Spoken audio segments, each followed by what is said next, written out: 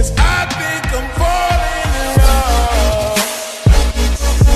I think I'm falling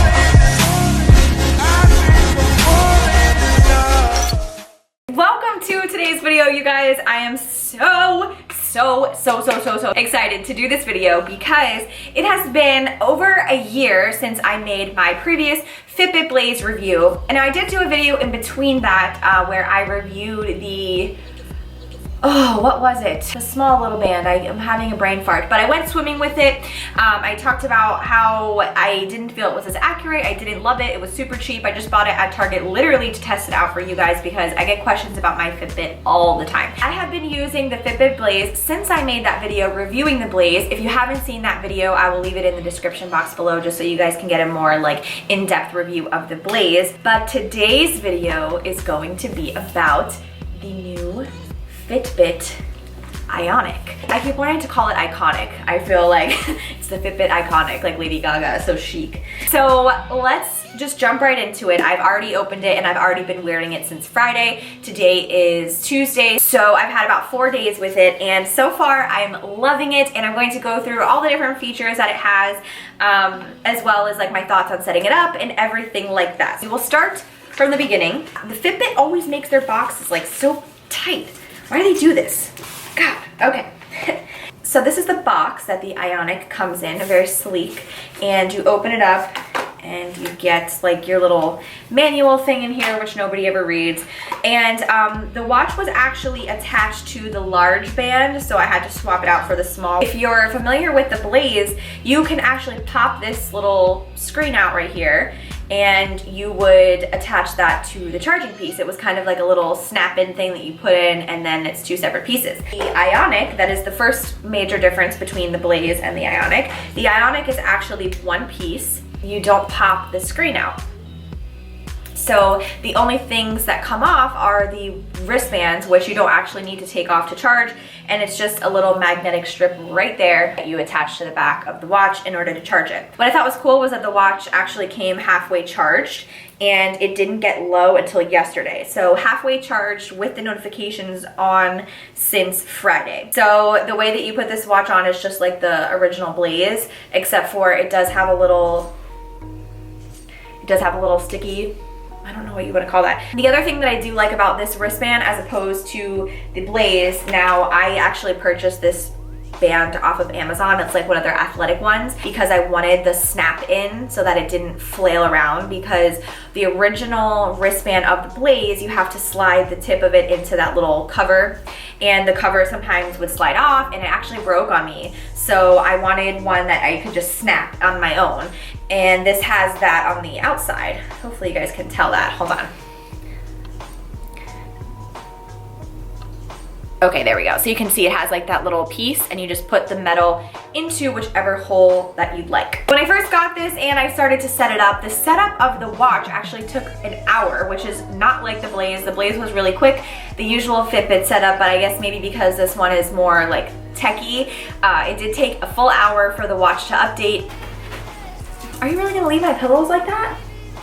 That's gonna bother me. But once it was up and running, it was fine. I was just super eager to get it on and start using it. So the biggest thing about the Ionic, it's like they were listening to me when they watched my last video. I was like, why doesn't Fitbit just make a better Blaze and make it waterproof so you don't have to switch watches and blah, blah, blah.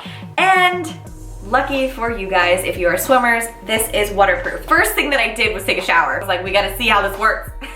So I went in the shower with it. It's fine, just dried it off afterwards. Obviously, I don't even know why I need to tell you guys that. It's waterproof, it works. It was just cool to be in the shower with the watch on and not have to take it off if it didn't need to be charged. Because before with the Blaze, I would charge my watch while I was in the shower. The biggest difference I see as far as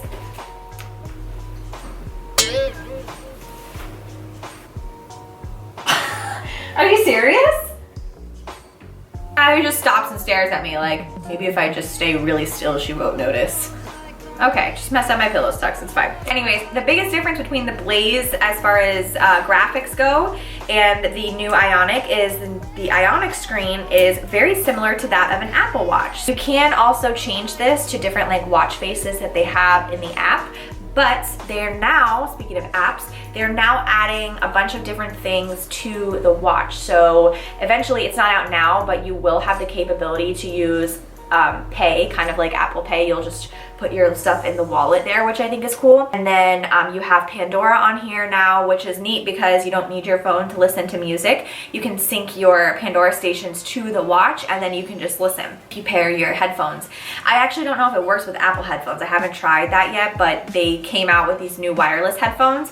I imagine you can sync any of them, but I don't know. I'll have to keep you guys updated on that. Other cool part is that they also put the Starbucks app on here. So on my phone, in the settings of the Fitbit app, you just go in and you add your Starbucks account, and then just like with the Apple Watch, you can put your watch up to the little scanny thing at the counter, and you can pay for your coffee with your watch. You know, I think that's just something cool to say. You don't need to do that. It's definitely not a necessary feature, but it's pretty cool. They're definitely stepping it up, even as far as the workouts go. When you click on the exercise button, they have like actual pictures of the different things, as opposed to, you know, just the words on the screen. You know, just little details that make it more like new, you know, it just looks new, it's nicer. But the biggest thing so far that I have noticed, which I think is definitely because this is newer, is the heart rate monitor seems to be a lot more efficient and accurate. The reason I say this is because a lot of times when I would be working out with the Blaze, I would get really, really sweaty, and I would check my heart rate during the workout, and it would have those two little lines, like it wasn't able to read my heart rate. Now, obviously it's not a huge deal. I'm still burning the same amount of calories regardless.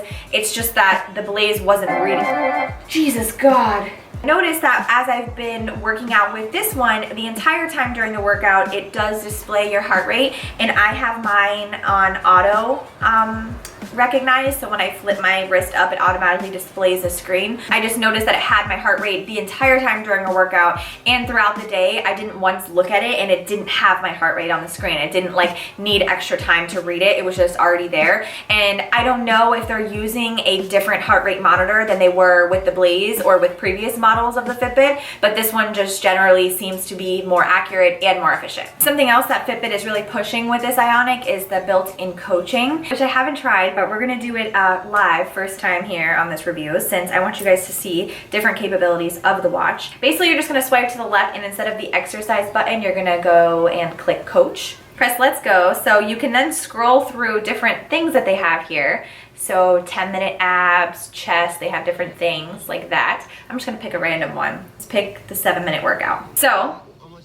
then you press play, and it shows you actually on the screen what to do with a little guy doing it, which I think is so cute. And like, so it shows you what to do, and then it says, you know, you're doing it, and it has this little bar that goes across. So you would start with jumping jacks for 30 seconds, and it would record it, and it shows you as you're, you know, doing it, the red bar, so you know when to stop. I think this would be great for beginners. I mean, it has little workouts built in. That's super awesome. That's something that Fitbit has never done before. Maybe if you're on the go, you're on vacation or something, like that would be really handy to have. And this one also has built-in GPS, which I don't believe the Blaze did. You had to connect it to your phone, but because this is kind of going off of that whole Apple Watch like idea where you don't have to carry your phone with you, you can now do the GPS right from the watch. So when you go for a run, it automatically detects your GPS and all that stuff, which is cool. I don't run too often, but when I do, I've always used the Blaze for it, and it was accurate, and it shows you your little thing like the Nike Run app,